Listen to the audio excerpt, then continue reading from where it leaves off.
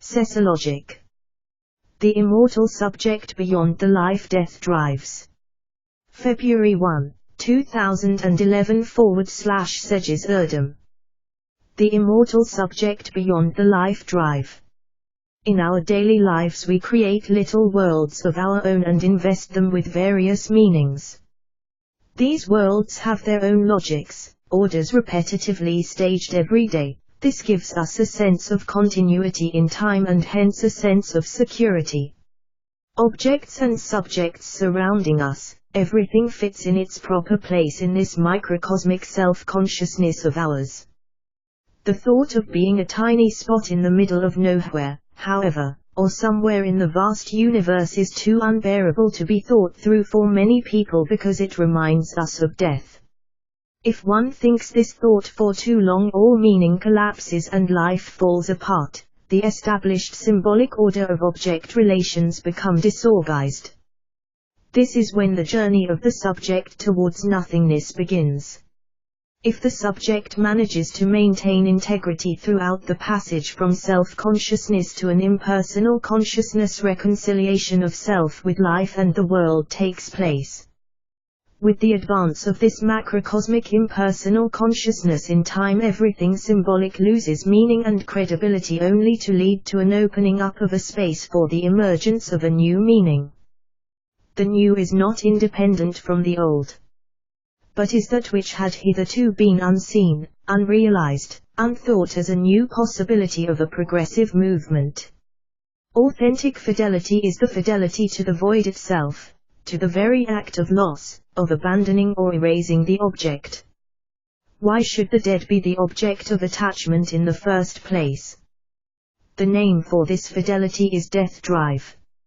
In the terms of dealing with the dead, one should, perhaps, against the work of mourning as well as against the melancholic attachment to the dead who return as ghosts, assert the Christian motto, "Let the dead bury their dead."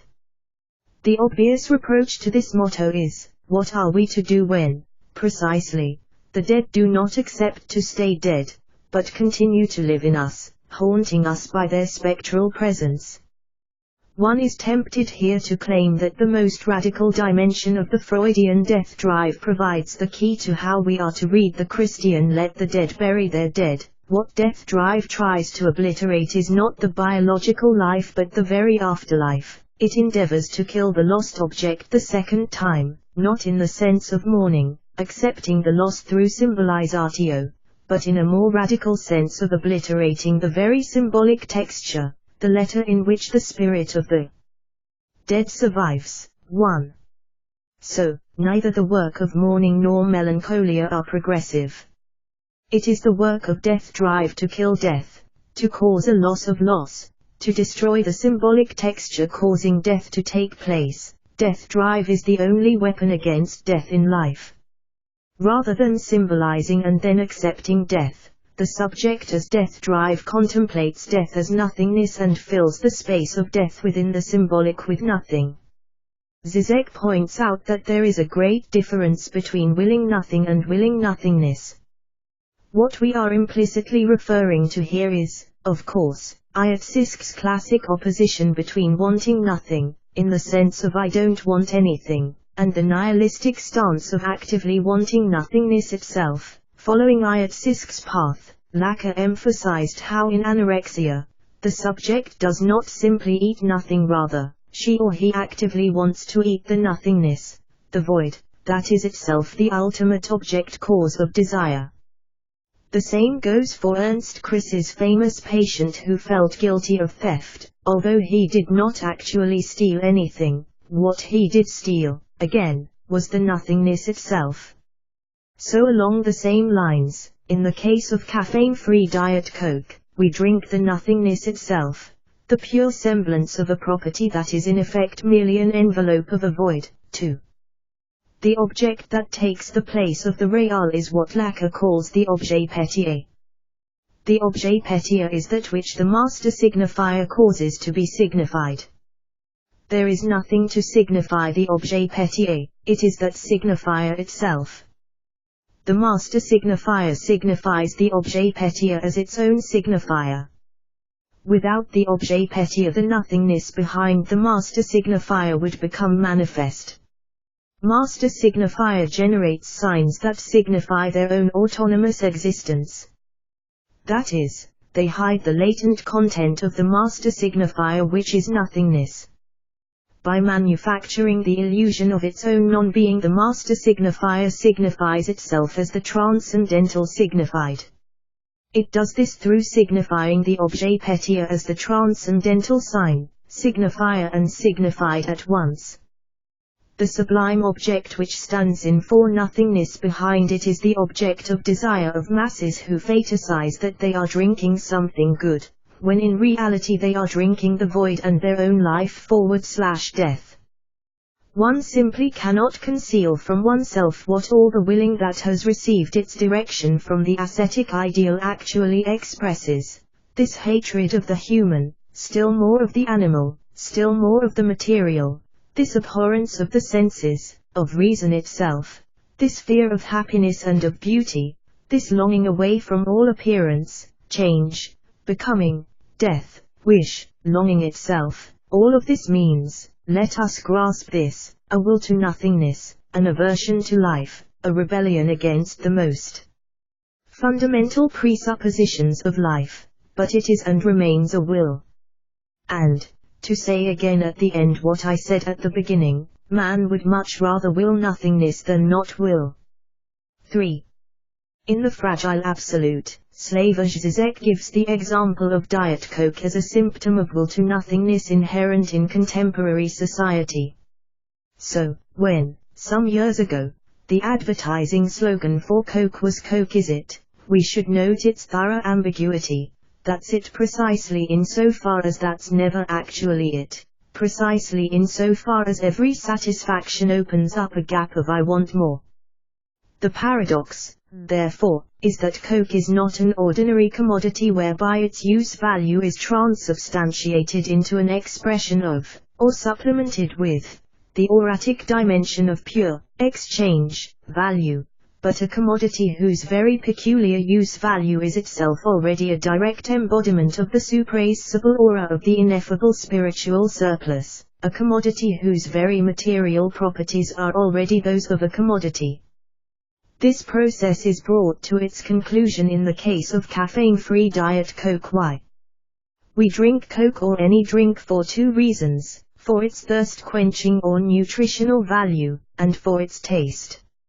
In the case of caffeine-free Diet Coke, nutritional value is suspended and the caffeine, as the key ingredient of its taste, is also taken away. All that remains is a pure semblance, an artificial promise of a substance which never materialized.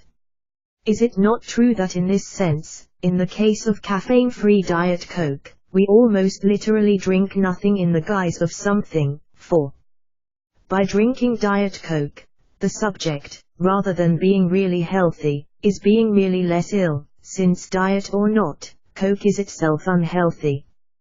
Coke as we know it is miles away from its medicinal uses for which it was invented in the first place.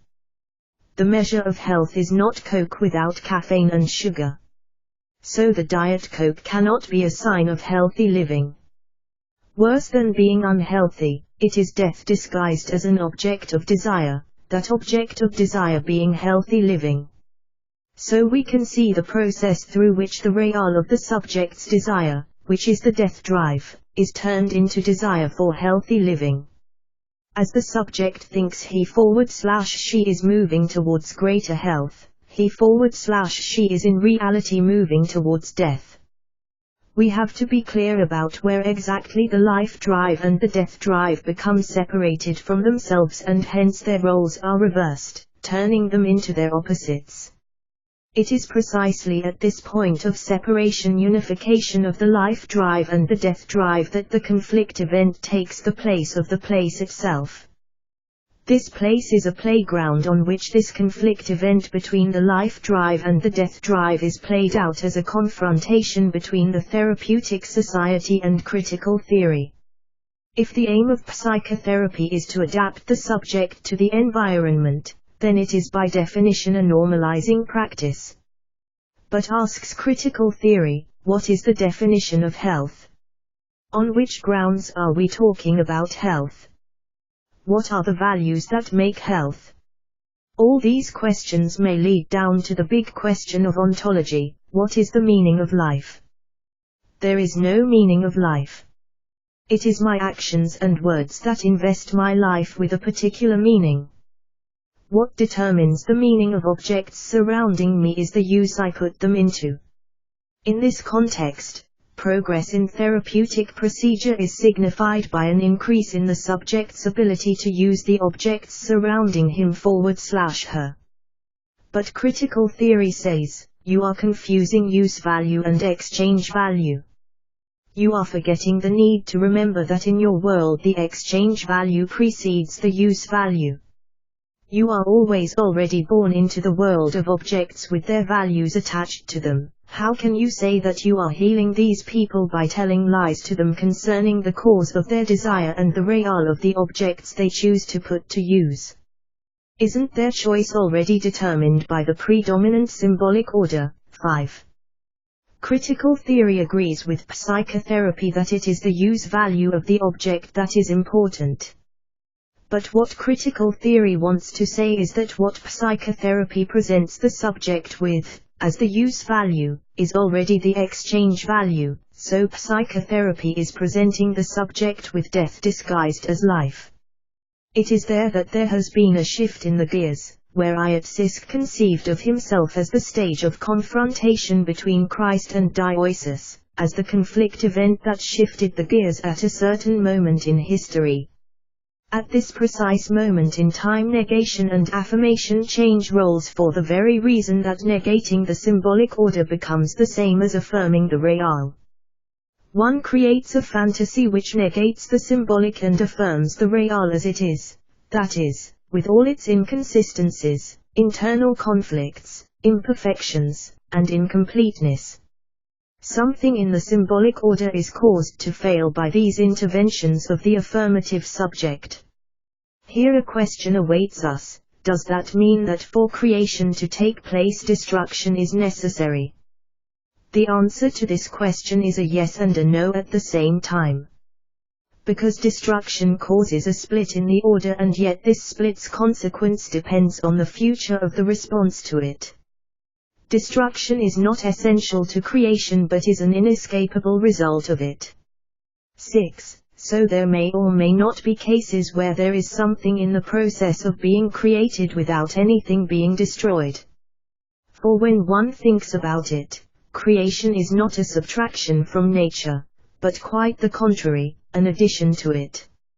For subtraction to become creative, it should be a subtraction from culture, that is, from knowledge, or from the already existing symbolic order. Begia's subtraction opens a void within the already existing symbolic order, and through this void a new truth flows.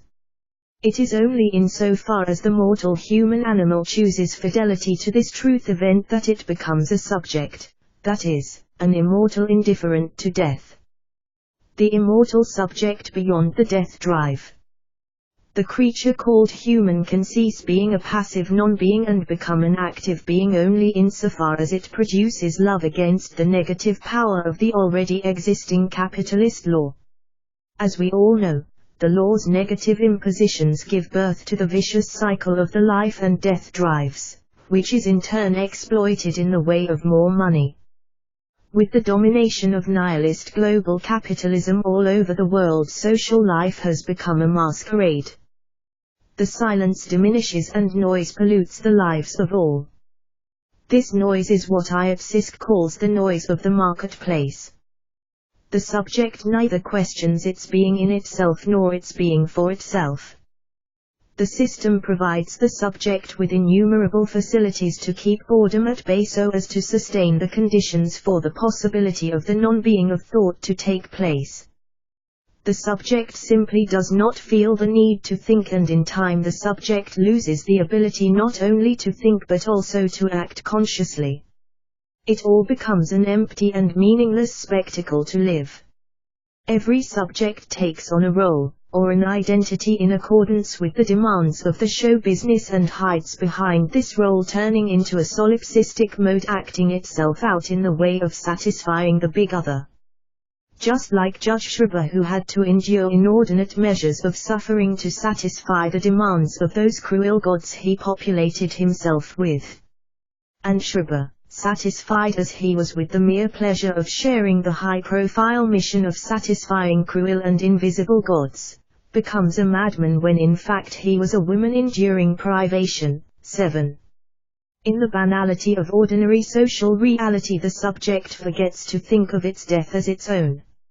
Absence of the thought of death brings with it the presence of the thought of being, which means that the subject has lost his /her sense of self/other distinction, and is governed by his /her unconscious drives. This leads to the subject's ignorance of an external world, or perhaps an unintentional neglect of an external reality other than the one it imagines, for it has itself become exterior to itself. When death is thought about, this thought never takes place in terms of the death of the self. It is always through the death of the other that the subject thinks of death. It is always they who die. Death is conceived as a symbolic incident. The reason of that reductive attitude towards death is the will to preserve the banality of ordinary reality and sustain the conditions for the possibility of an illusory sense of oneness with the world. All this, of course, is done to keep the real of the external world at bay. Global capitalism produces subjects who cannot stand the thought of the outside. They cannot conceive the absence of an external world within them. The fear of death is so strong that with the force of its negativity it totally negates death in life, erases the in life / death, and vainly erects statues to attain immortality. It is a strange subject, however, with no fixed identity, wandering about over the body without organs, but always remaining peripheral to the desiring machines, being defined by the share of the product it takes for itself, garnering here, there, and everywhere a reward in the form of becoming an avatar, being born of the states that it consumes and being reborn with each new state. It's me, and so it's mine. Even suffering, as Marx says, is a form of self-enjoyment. 8. Today the purpose of life has become keeping the subject busy for the sake of the business of not thinking death. The subject is bombarded by objects of introjectio to such extent that it has no time for feeling anxious about its own death. The objects form a transparent sheet between the subject and its death. As in organic substances, the objects fill the space of death within life. What we witness in this time is life turned into a project aiming at erasing the silence necessary for thought, and not only erasing but also replacing it with an unceasing noise causing nausea. The infinite, then, is within finitude, so in order to think the infinite we have to think the finite, that is, the thought of death. Although the thought of death has a high price which the subject pays by a loss of mental and physical health, it is nevertheless useful in opening up the way to limit experiences.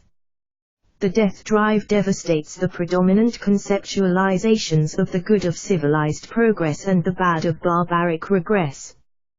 The subject of the death drive situates itself as the traitor on the opposite pole of belief and faith in immortality. In the place of statues representing immortality, it erects nothing. That way it confronts the promised land of total security and harmony with a world governed by the anxiety of the feeling of being surrounded by nothingness. In this world there remains no ground beneath the symbolic order. Death is in the midst of life, it is life that surrounds death. How would our lives change if we were to become capable of imagining ourselves as immortal beings? If we keep in mind that we are always already locked within the vicious cycle of the life and death drives governed by the law of capital, it becomes easier to understand why we need to break this vicious cycle of capitalism and its governor, liberal democracy, based on unjust representations, in order to create, produce or present the realm of love beyond the rotary motion of drives. But it must also be kept in mind that when we say beyond, we are talking about a beyond which is always already within the predominant symbolic order and yet not within the reach of mortal beings. It is a beyond only from the perspective of the present state. In our scenario, immortality is not something to be attained, rather, it is a virtual potential or an actual capacity within every mortal being, awaiting to be realized. The realization of the immortality within us, or the realization of the infinite potential that life contains, depends on our proper use of our powers of imagination. Let us imagine ourselves as immortal beings then, which we already are, but cannot enact because of the finitude imposed upon us by the already existing symbolic order. Would we need to get out of this order to become immortal? Yes, and number. Yes, because the within which we said infinity resides is a within which is exterior only from the point of view of the already existing order. No, because only from within the already existing order can we present an outside of this order, an outside in Deleuze's words apropos of Foucault and Blackett, which is closer than any interiority and further away than any exteriority. In his theoretical writings Alain Badiou attempts to separate himself from the romantic understanding of infinity, and the pursuit of immortality. According to Badiou, contemporary mathematics broke with the romantic idea of infinity by dissolving the romantic concept of finitude. For Badiou, as it is for mathematics, the infinite is nothing but indifferent multiplicity, whereas for the Romantics it was nothing more than a historical envelopment of finitude. Behind all this, of course, is Badiou's strong opposition to historicism and temporalizatio of the concept. It is in this context that Badiou can say, Romantic philosophy localizes the infinite in the temporalizatio of the concept as a historical envelopment of finitude. 9. Mathematics now treats the finite as a special case whose concept is derived from that of the infinite. The infinite is no longer that sacred exception coordinating an excess over the finite, or a negation, a sublatio of finitude. For contemporary mathematics, it is the infinite that admits of a simple, positive definition, since it represents the ordinary form of multiplicities, while it is the finite that is deduced from the infinite by means of negation or limitation. If one places philosophy under the conditions such as mathematics, it becomes impossible to maintain the discourse of the pathos of finitude. We are infinite, like every multiple situation, and the finite is a lacunal abstraction.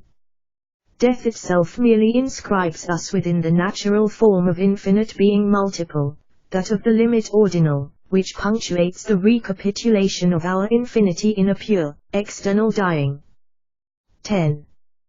The political implications of the move from romantic infinity to mathematical infinity can be observed in Badiou's Ethics, an essay on the understanding of evil. In this little book Badiou criticizes the hypocrisy of human rights for reducing being human to being a mortal animal. Of course Badiou admits that what is called human is indeed a mortal animal, but what he objects to is the exploitation of this state of being. Against this deprecative attitude, Badiou pits the immortal subject, or rather, the subject who is capable of realizing his/her immortality. 11. Badiou says that being is inconsistent multiplicity. As an advocate of immanence, unlike Heidegger, he doesn't think that there is an ontological difference between being and beings.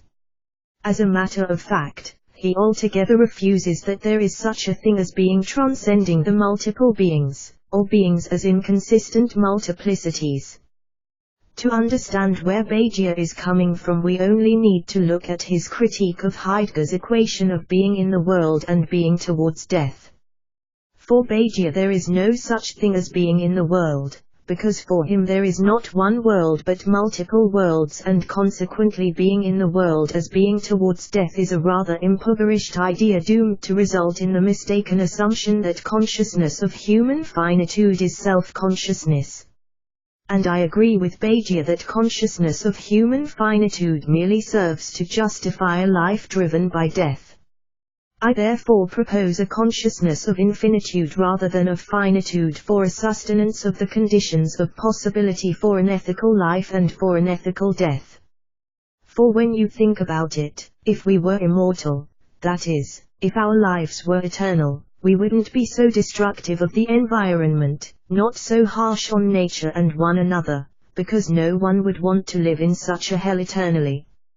Since it is obvious that as humans we have been turning the world into a hell in the name of progress for a while now, and since death has been the end from which we have come to think we have been striving to escape in this progressive process, it is obvious that a forgetting of death, or rather, a remembering to forget our mortality would make us fear an eternal life in hell, rather than a finite life in an illusory heaven. If we keep in mind that the global capitalist system, as we have tried to explicate, takes its governing force from its exploitation of life and death drives, that it is based on our fear of death and consciousness of finitude, it becomes clearer why a subtraction of death from life not only shakes, but also annihilates the foundations of capitalism. To what end last words? To what end suffering? Throughout this article I have tried to develop a mode of critique in and through which nothing is excluded and / or determined. This reflective mode of critique itself enabled me to situate myself in the middle of the reflective and the determinative modes of judgment. The critical mode employed in this article is still context-bound to a certain extent, and yet it tries to restrictively dissociate itself from the predetermined context, rather than freely associate within it. A new field is opened, the conditions are created for the possibility of a decision beyond the law of militarist capitalism and the welfare state driven by and driving the exploitation of mortality on a massive scale. There is this transcendental field that requires a non-mortal mode of being in the world, neither for nor against it, but engagingly indifferent to it in such a way as to turn its own alienation from mortality into its driving force in its attempt to demolish the faculty of finite judgment and create the conditions of possibility out of the conditions of impossibility for an infinite judgment to take place beyond the subject / object of a law that is mortal, all too mortal. A truth comes into being through those subjects who maintain a resilient fidelity to the consequences of an event that took place in a situation but not of it. Fidelity, the commitment to truth, amounts to something like a disinterested enthusiasm, absorption in a compelling task or cause, a sense of elation, of being caught up in something that transcends all petty, private or material concerns. 12. The immortal subject within and without the predominant symbolic order is not only the cause, but also the effect of its own alienation from mortal life. This regulatory idea of immortality, which is also a constitutive illusion, is inspired by the post-structuralist theme of becoming non-identical as we see in Deleuze and Derrida. If one could become non-identical, why would one not also become non-mortal? If one could become alienated from one's identity, why would one not also become alienated from one's mortality? Why not become immortal so as to become capable of criticizing the exploitations of this mortal, all too mortal life? But what motivated me to take immortality as a virtual mode of being was Begia's theory of infinity, which aimed at secularizing the concept of truth. Begia's technique of secularizing the truth is inspired by the 19th century mathematician Jacques Cantor's technique of secularizing the infinite. As Begia claims, the secularizatio of infinity started with Cantor, who stated that there was not one, but many infinities varying in size and intensity. From then onwards it became possible to link Deleuze's concepts of impersonal consciousness and transcendental empiricism with Bagier's theory of infinity and Kant's assertion that for reflective judgment to take place and turn the object into a subject a transcendental ground is necessary. Now I can say that for me a transcendental ground is necessary only to the extent that it enables the subject to shake the foundation of its own mode of being and opens a field for immanent critique to take place. In other words, the untimely indifference of immortality is required in order to actively engage in an exposition of the exploitation of mortality in this time. I don't know if it is worth mentioning that in this time we are all slaves and yet some slaves dominate the others. Where time goes no one knows. There are necessary illusions in this life, some for life, some not. Both the extreme belief in civilized progress and barbaric regress are good for nothing. These two are now in the process of being left behind. A third possibility of developmental process is emerging in the form of a becoming reconciled which is based on the recognition of the otherness of the other as it is, that is, prior to the additions and the subtractions imposed upon the self and the other, nature and culture, life and death. For a non-normative and progressive work it is necessary for the participants to become capable of making distinctions between their natures and cultures, their cliques and critiques. It is a matter of realizing that theory and practice are always already reconciled, and yet the only way to actualize this reconciliation passes through carrying it out and across by introducing a split between the subject of statement, the enunciated, and the subject of enunciation. It is indeed true that sometimes it takes a long journey to get there, where one eventually got to, and realize that one is other than one thinks itself to be. Apparently the numbers indeed start with 0 and continue with 2, but it takes time to realize this actuality and become capable of actualizing this reality. Perhaps we should indeed know that absolute reconciliation is impossible and yet still strive to reconcile ourselves as much as we can to all the living and the dead. Lawgivers posted this. Deus Ex Machina #335 Goodbye 20 plus 1st century _awake from Tales. Reference matter. 1. Slavoj Zizek, Organs Without Bodies, London, Routledge, 2004, 13.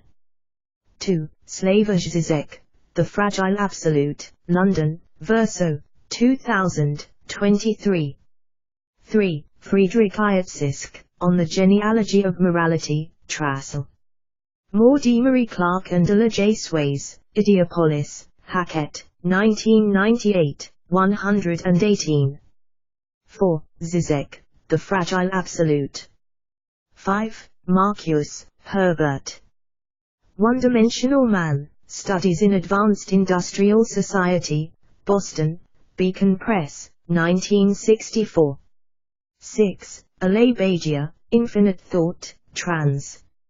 And editor Oliver Feltham and Justin Clemese, London, Continuum, 2005, 132. 7. Sigmund Freud, Psychoanalytic Notes on an Autobiographical Account of a Case of Paranoia, Dementia Paranoids, Trans. Strake A.J., London, Hogarth Press, 1986. 8. Deleuze and Guattari, Oedipus, Capitalism and Schizophrenia I, Trans. Robert Hurley, Mark Seam, and Helen R. Lane, New York, The Viking Press, 1977, 16. 9. Alain Bagier, Theoretical Writings, Trans. Ray Bracia and Alberto Tosco, London, Continuum, 2006, 38. Bagier, 38. 11. Alain Bagier, Ethics, An Essay on the Understanding of Evil, Trans. Peter Hallward, London, Verso, 2001, 41. 12. Peter Hallward, Introduction in Alain Bagier, Ethics, London, Verso, 2002, X. Related articles. Share this. Post navigation. 8 thoughts on the immortal subject beyond the life-death drives. You said, it is a matter of realizing that theory and practice are always already reconciled, and yet the only way to actualize this reconciliation passes through carrying it out and across by introducing a split between the subject of statement, the enunciated, and the subject of enunciation. Just that, in the gap between the two something new arises. And, thanks for the mention in your previous post. Found your work to be alive and full of that negative wisdom we need in this time. Thanks for the appreciation, Craig. My work in progress might well be alive, but I think the important thing is that it becomes kicking as well. In this time I don't think we have the luxury to leave that new thing which is in the process of arising out of the void between the subject of enunciation and the enunciated content unnameable. We have to name it, and we will.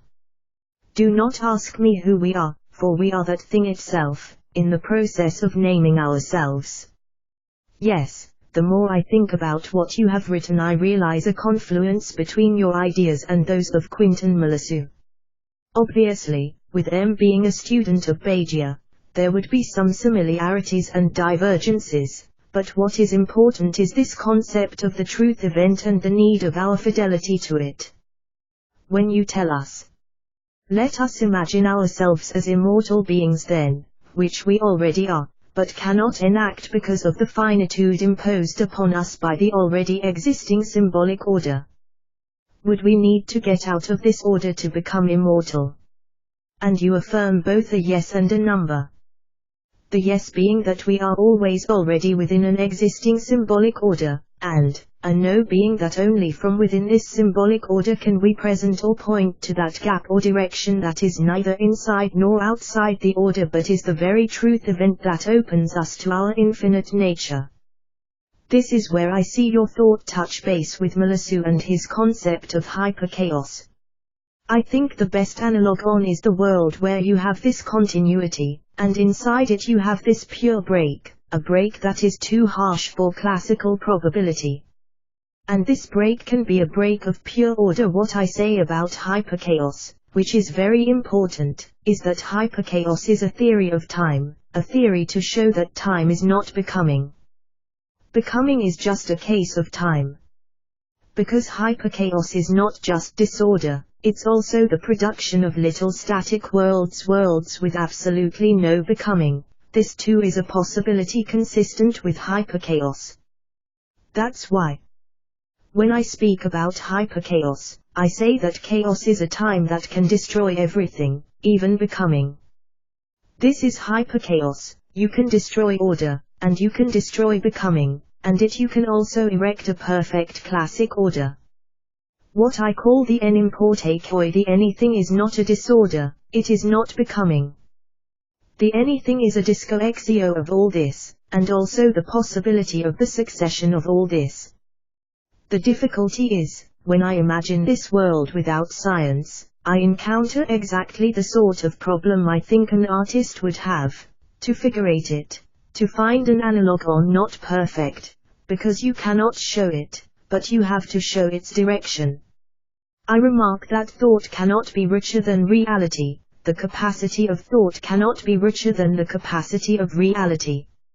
If we can imagine so many things, this must be just the shadow of reality. Imagination cannot exceed reality. So, anything that imagination can produce is just a little of what reality can produce. Imagination is not something that miraculously is larger than the possibility of reality, it is just a part of the craziness of reality, which is precisely hyper-chaos. But what I try to think is that it is not craziness, it is just rationality. Because it is just the definition of a logical world, a world which would just be logical. So, it's not the destruction of logics, but the understanding that, in reality, logics are very liberal. With your ideas on imagination and Melissu's idea of imagination cannot exceed reality, I can see a confluence of ideas in the mix from the passage where you state, But it must also be kept in mind that when we say beyond, we are talking about a beyond which is always already within the predominant symbolic order and yet not within the reach of mortal beings. It is a beyond only from the perspective of the present state. In our scenario, immortality is not something to be attained, rather, it is a virtual potential or an actual capacity within every mortal being, awaiting to be realized. The realization of the immortality within us, or the realization of the infinite potential that life contains, depends on our proper use of our powers of imagination. This proper use of our powers of imagination is the crux of your argument. It seems you are moving toward a new art form, a philosophical art based upon an aesthetic that would work within the symbolic order, militaristic capital, to begin that long process of decreatio or unraveling of its illusionary masquerade. This is where Melissu's concept of chronics of things comes into play. That's what is difficult conceptually, I can affirm it, but what is difficult is to give this sensation that you are in a world where you cannot make a physics, but only a chronics, of things. You can just say, okay, now this physics goes for today as if it was a fashion. The difficulty is to demonstrate that this world is consistent, that the world we know is one consistent possibility of hyperchaos. Because if you show it, if you just suggest it, you show by contrast the facticity of all worlds, the facticity of all science, and so on. And you show that the facticity of laws and the facticity of things in laws, are essentially the same. Of course, the facticity of laws is virtual, and that of things is potentiality, but the two are connected. Things can be destroyed, and laws can also be destroyed. If God doesn't exist, everything is fragile. From his essay at Ergonomic, http://www.ergonomic.com/archives/documents-1.pdf right parenthesis. Sorry for the long note. Just some thoughts I've been working through. Hope to see more of your future work. Fascinating post, and work, Cengiz. I'm not sure what it is yet, but I sense you are on the cusp of articulating something wholly amazing and very much needed. I will wait and watch until that whatever emerges. Regards. M. Pigback, Cinema and Fetishism, or, The Commercial Value of Shit Minimal v. Maximal Yazla. Pigback, Excision Ethos, The Posthumer Object/Subject Neo-Ecologies. Pigback, Cengiz Erdem, The Immortal Subject Beyond the Life-Death Drives Neo-Ecologies. Affirming the negative double, I share Hagalud weighing in on time and death yet again, it's so mortal, all too mortal once again. http://backdoor-castig.net//2012/10/forward/martin-hagalud-dying-for-t-s-eliot. Leave a reply. Search for Black Club Minimalist Otalog. Cengiz Erdem. Black Club Emergent Sense Matters.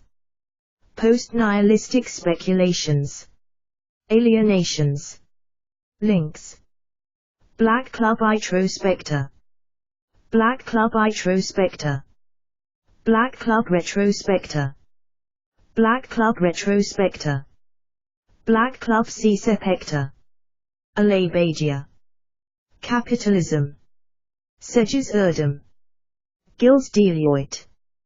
Jacques Lacan. Capitalism.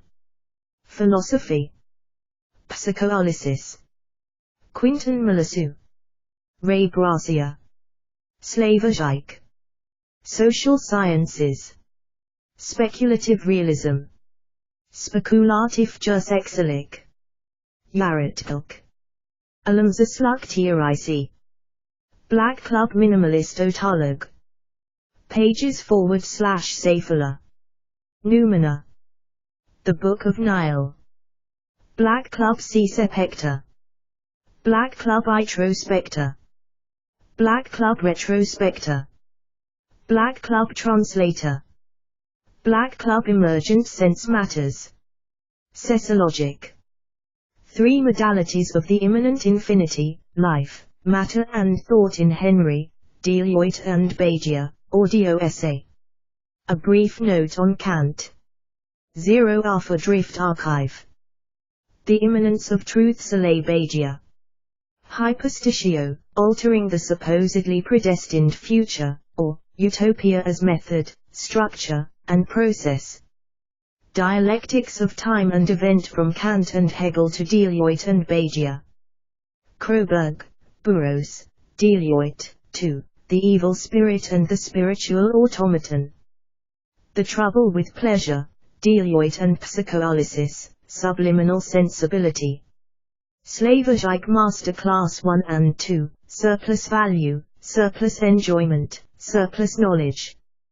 3 modalities of the immanent infinitude, life, matter and thought in Henry, Deloitte and Begia. Letterbox. Black Club Wonder about your wonder. Mediate the emerging mediator. Black Club Speculations. Suggested reading. Black Club Immanent Entities. Post-nihilistic Speculations, The Ontology of Non-Being Cengiz Erdem. Yaratıcılık ve felsefi Cengiz Erdem. It's not the number that matters.